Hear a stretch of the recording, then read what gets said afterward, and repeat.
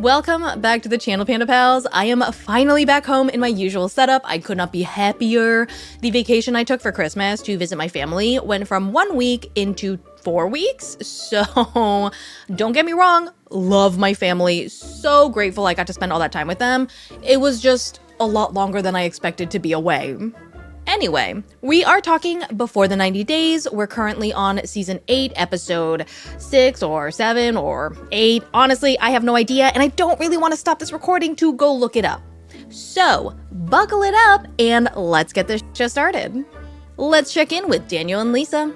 Okay, so last episode, Daniel looked like he was going to straight up puke at the thought of banging Lisa, but this morning, she is somehow able to convince him to get a freaky deaky, and the two barely make the beast with two backs. And I say barely because apparently Lisa was a fucking slip and slide, but Daniel was an al dente noodle. He didn't finish. I don't think he was full on. So it was almost like we didn't have sex. I would be mortified with a capital M if I put on lingerie and you were not rigged up to the moon and back, okay? Like, I'm gonna need you to be so hard it hurts, or I'm gonna need you to get out.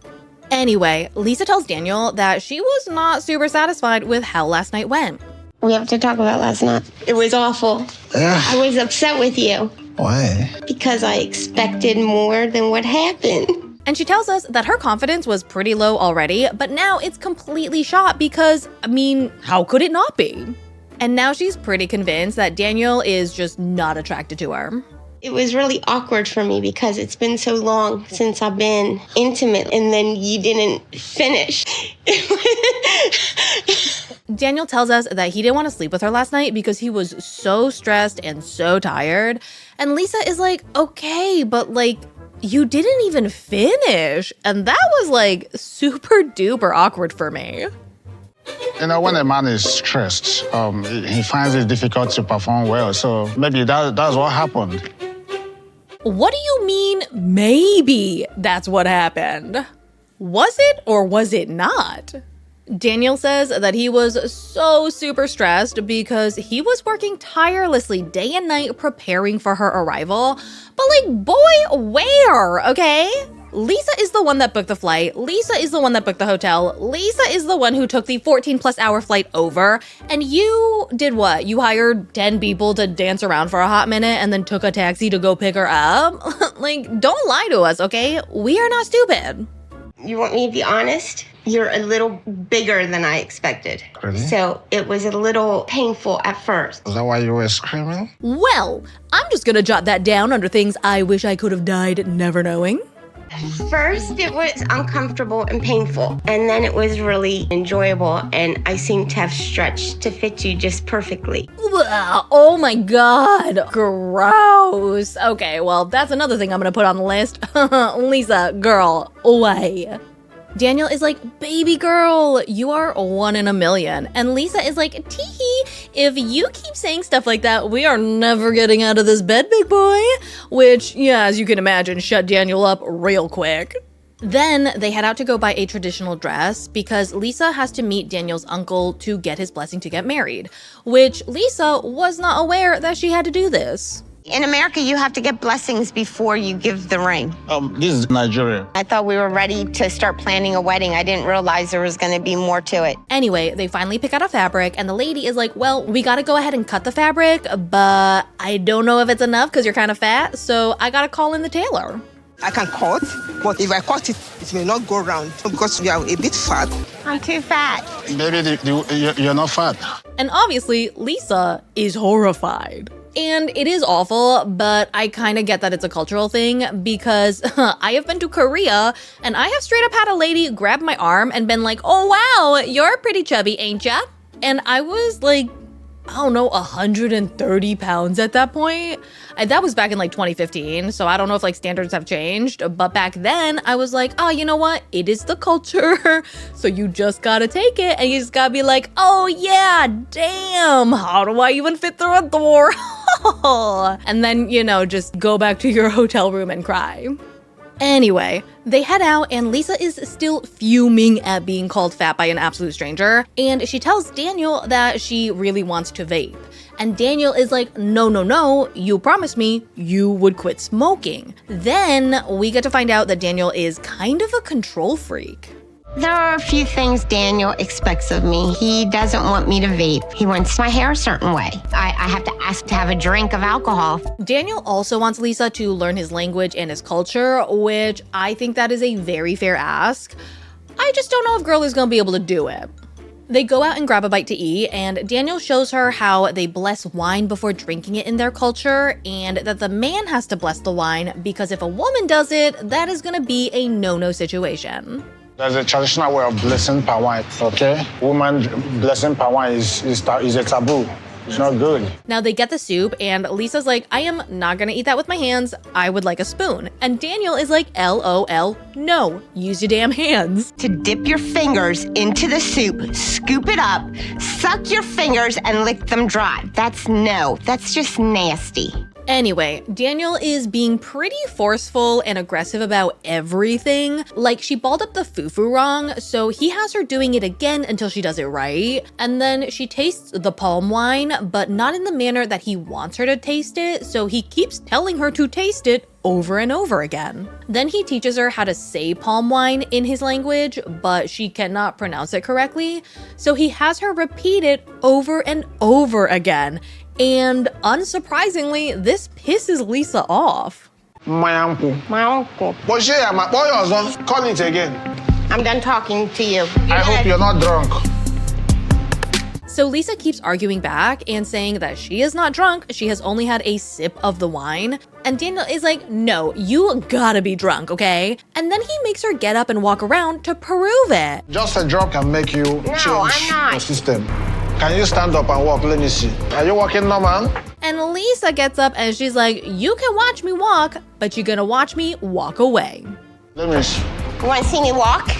Watch me walk. Come back. Watch me walk. Come back. Girlie's outside, she is sucking down her vape, and she's angrily waiting for Daniel to come out and apologize to her for being a big old dong. And when he does come out, he's like, baby girl, why are you out here all mad and shit? And Lisa tells him that she did not appreciate him yelling at her and then waving his hand in front of her face. And Daniel is like, no, you misunderstood. I was just worried that you were falling asleep after I gave you the wine. You raised your voice. You put your hand in my face. No, I gave you palm wine. I wanted to know if you had fallen asleep. That's why I did like this. Sir, I don't remember Lisa ordering a heaping spoonful of gaslighting. Don't raise your voice. Oh, come on. How can I raise my voice? I'm a beautiful queen. Come on. Oh, wonderful. We have moved from gaslighting right back to love bombing. Hooray! They head back inside, and Daniel is like, so, are we gonna tell my uncle that you are still vaping, or what? And Lisa tells him to just not bring it up at all. And Daniel tells her that that is the same thing as lying, and they do not lie in his family no matter what, even though he literally just lied his ass off a second ago. And then he tells her that vaping is a huge no-no in his religion. So you're not allowed to smoke as a Christian. You are not allowed to. And the vaping is the only thing that you're very concerned about. That's your biggest concern. Yeah. And Lisa is like, well, shit. If they take vaping this seriously, I don't think they're gonna be that excited to learn that I was exclusively with women for the past 20 years. If we tell his uncle about that, I'm scared I'm not gonna get the blessing. I don't want to lose Daniel. Let's check in with Aviva and Stig. Again, I do not know why I don't care about these two, but I just don't. So all you need to know is that Aviva is dumb, and she let this man inside of her 3 more times last night, despite him literally doing nothing to reassure her that he is committed to her, other than whipping out his dick. When she tells him about what her aunt said about one of her friends seeing him going home with Vicky at one of his concerts, he just calls it fake news, and he says that it's all in her head. And then she asks him not to perform Vicky tonight, and he's like, that's kind of my biggest hit, and I'm just not sure you're worth it. If tonight is a problem, I don't know if I could deal with that. I just would feel more comfortable if you didn't perform, Vicky. You don't want me to sing the song? One of my biggest songs? Yeah. So Stig performs, Aviva does her best to be supportive until, of course, Stig decides to sing Vicky. And he chooses to pair that with dancing up on some other girl. Nikki, It's just really hard to watch. So Aviva is pissed. She is overwhelmed with jealousy and anger and insecurity. So she just basically tunnel visions into her phone and completely ignores his performance, which Stig can see happening, and it brings him down to a point where he actually forgets the lyrics to his own song. I am so pissed, I can't even think straight right now. Aviva is still not paying attention. I forgot all the new songs I forgot. You're distracting me. Let's check in with Rick and Trish. We're back with Trish and her senior citizen situationship. After arguing about her ex, they had makeup hanky-panky, and despite not actually having resolved anything at all, because I don't know if you know this, but squirting is not considered an effective form of communication for most people. The two of them decide to shove their feelings deep down inside, and they head off to a romantic getaway. They drive by a mall, and Trish is just like, ooh, maybe we should stop by and you can buy me something pretty.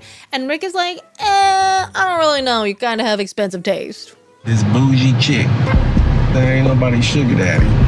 Never been, never will be.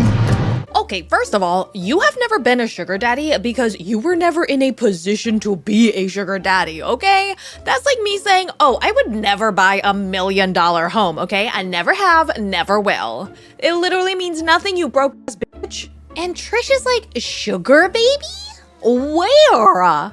I have a job. And now she's pissed because she just asked him to buy her a bathing suit and he's making her out to be a financial vampire. So Trish is like, well, fine. I guess I will just not ever ask you for anything again. And Rick is like, okay, whatever. See what I set up for you? I don't care. You don't care, of course, because the roses aren't made of gold, huh? Honestly, I think that a bathing suit is the absolute least that this man can do for her after cheating on her. Anyway, they get to their hotel, and Rick is like, all right, well, what are we doing here? Because we're clearly not having a good time. And Trish is like, well, you're kind of being a dick. And Rick is like, you're the one who asked me to buy you things. And she's like, okay, well, I am not a bad person for asking you to buy me one teeny weeny tiny thing.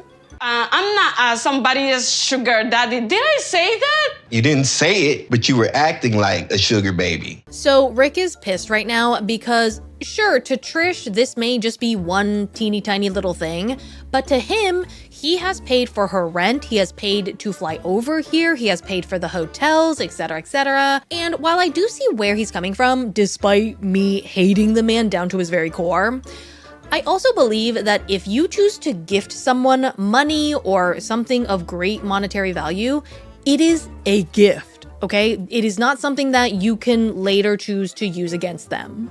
Why are you asking for more? I'm gonna get you what you need, but I'm not always gonna get you what you want. So make it easy. Keep your money. Now, Rick did not really like her saying that last bit, so he's like, girly, your attitude ain't it, okay? If I wanted this kind of attitude, I would have found someone in the States, which, like, what the f does that even mean, buddy? Do you think that women in America are the only ones who ask their partner to buy them things? This type of attitude, I could have found this in the States. I didn't have to come all the way to Madagascar So why to did get you this. come? Because I thought you were different. So I thought also you were different. Then Rick is like, yeah, you thought I was different. What, you thought I was gonna be like your ex and spoil you? Bitch, no! She thought you were gonna be nice and intelligent and mature. I'm not with him because of money. I'm just with him for love, but I don't know why he think the opposite. It's a new day and everyone has untwisted their panties just enough to go out and try to enjoy this romantic day in paradise. Rick, to my amazement, apologizes to Trish about yesterday, and he tells her that he got triggered when she asked him to buy her something because his previous marriage ended because he could not provide enough, which, buddy, let us be real right now, that was definitely not the only reason it ended. I have a feeling it also had something to do with the fact that you are a morally, financially, and emotionally bankrupt poop of a man. Anyway, we find out that he was married for 3 years to another woman that he brought over from Nigeria on a K-1 visa. And I'd like to just point out, it's very interesting that he thinks sugar babies are born and bred in America when he seems to only be dating ones that need K-1 visas. Trish is like, I will not leave you if you are broke, but you realistically need to provide for me financially because I cannot work once I'm in the US for a long time. And Rick obviously promises that he is going to provide for her, but come on, that man's promises are worth less than my farts. And that, my Panda Pals, is all I have for you today. I feel like the more I watch this, the angrier I get. And it's kind of, I get angry at both parties because on one hand, yeah, you have a shitty person being shitty, but then you have another shitty person accepting the shitty behavior and like taking it as a gift. Like, I don't know, I just kind of feel like, you know, it's okay to be less desperate. It's okay. It's okay. It's okay to have standards. It's okay to want more. It's okay to say no to people who are not worth your time. Let's raise the bar. Let's pick it up. Let's pick it up an inch. Let's, you know, just a little bit. Anyway, I hope you enjoyed the video. If you are not subscribed to the channel yet and you would like to support what I do here, be sure to click that subscribe button, give this video a big thumbs up, and please let me know down in the comments below what your thoughts on this episode are. I will see you in the next one. Bye.